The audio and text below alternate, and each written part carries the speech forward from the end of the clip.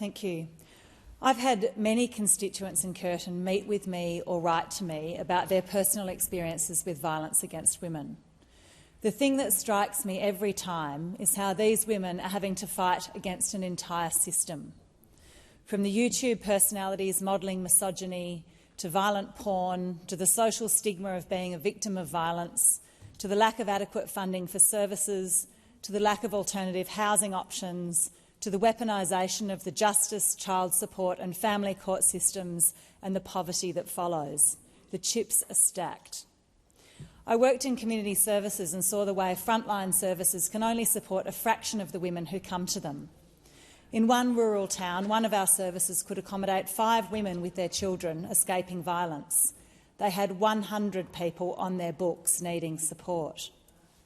So far this year in WA, there have been 3,300 breaches of family violence restraining orders. Anecdotally, so many women ask, what is the point of getting a restraining order?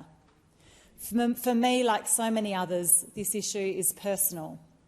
Last year, my sister was attacked with an axe by a man known to her. The restraining order she had against him had no effect at all. He very nearly killed her, and I'm now seeing the ongoing consequences of that violence in my own family. Her situation was not domestic violence, but it was gendered violence. For domestic violence, so often women suffer in silence because they know the system can't adequately protect them, and this topic is shrouded in shame. When you look at this complete picture, it's hard to believe the words we hear in this House today, that we all care about this issue and we want change. What's missing is a sense of urgency. Actions will speak louder than the words we hear today.